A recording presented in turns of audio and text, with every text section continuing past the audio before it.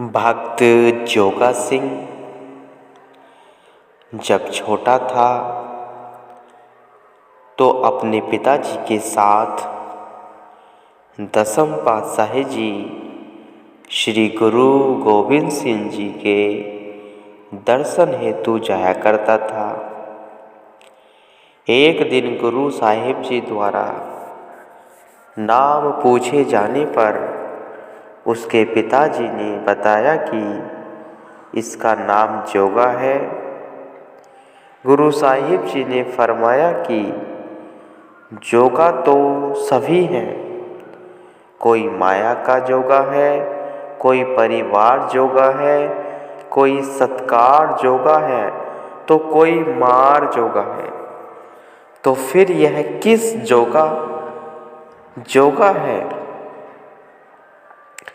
पिताजी ने जवाब दिया कि यह आपका जोगा है, क्योंकि यह भक्तिवान है।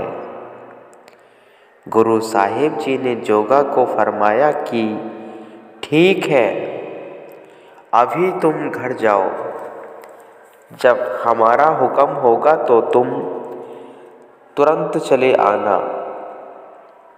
दोनों बाप बेटा घर चले गए। जोगा बड़ा हुआ तो पिता ने उसकी शादी तय कर दी। इधर गुरु साहिब जी ने अपने शिष्य को हुक्मनामा देकर फरमाया कि यह जोगे को उस वक्त देना जब वह 2 लावा पूरी कर चुका हो और केवल 1 लावा शेष हो। सेवक हुक्मनामा लेकर चल दिया। लावा का समय आया। जब 2 लावा पूरी हो गई तो सेवक ने हुक्मनामा खोलकर जोगा के हाथ में पकड़ा दिया। उसमें लिखा था कि हुक्म मिलते ही जो पग बढ़ाओ वह हमारी तरफ ही बढ़ाओ। यह पढ़कर जोगा रुका और पल्लू की गांठ खोलने लगा। कहने लगा कि मेरे श्री गुरु महाराज जी का आदेश आया है कि हुक्मनामा पढ़ते ही तुरंत चले आओ, इसलिए मैं अभी वहां जा रहा हूं। सबने कहा कि 1 ही लावा शेष है, इस कार्य को पूरा करके जाओ। लेकिन जोगा सिंह सबकी बात अनसुनी करके अपने श्री गुरु महाराज जी के आदेश को सर्वोपरि मान वहां से निकल पड़ा। रास्ते में मन में विचार करने लगा कि आज तक ऐसा हुक्म किसी भी भक्त ने नहीं माना होगा जैसा मैंने माना है। सतगुरु को सेवक का अहंकार या कोई भी विकार अच्छा नहीं लगता। कुदरत का सहयोग कुछ ऐसा हुआ है कि जोगा सिंह को जहां रात रुकना पड़ा, उस जगह के सामने एक वेश्या रहती थी। उसे देख जोगा का मन चलायमान हो गया। कहाँ तो लावा भी छोड़ आया और कहाँ सुरती वेश्या में भटक गई। मन पर माया का जोर हुआ तो आधी रात को उठकर वेश्या के घर की ओर चल दिया। क्या देखता है कि एक पहरेदार तलवार लेकर पहरा दे रहा है। उसे देखकर जोगा वापस आ गया। कुछ समय बीतने पर वह फिर वैसे के घर की ओर गया। पहरेदार को तैनात देके पुनः वापस लौट आया। करते करते रात की आखिरी पहर आ गई। अब की बार जब जोगा वहां गया तो उसे पहरेदार ने कड़कती आवाज में कहा कि लिबास तो तुम्हारा सिखो वाला है, यह समय भजन बंदगी का है, जाओ उसमें अपना मन लगाओ। जो कर्म तुम्हें सौंपा शोभा दे वही करो, यहाँ समय मत गवाओ।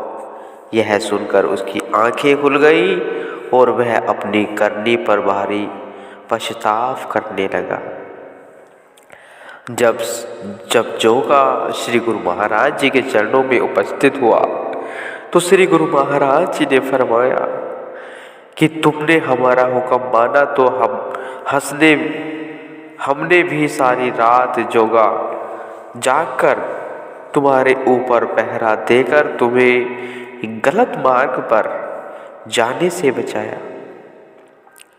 यह सुनकर जोगा बहुत शर्मसार हुआ और अहंकार छोड़कर दीनता धारण कर उसने अपना जन्म सफल किया।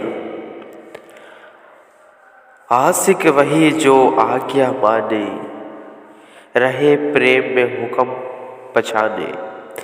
गुरु की रजा को सत कर जानो, छोड़ ख्यालों के ताने बाने। सच्चा सेवक वही है जो सतगुरु की आज्ञा के सन्मुख अपनी जान की भी परवाह न करे, अन्य सभी ख्यालों को छोड़कर सतगुरु के हुक्म को सत्य कर माने।